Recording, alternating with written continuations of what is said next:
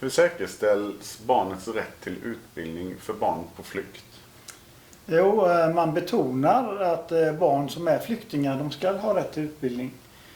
Stater och internationella organisationer ska samarbeta för att säkerställa att dessa barn har tillgång till utbildning och att deras rättigheter faktiskt respekteras.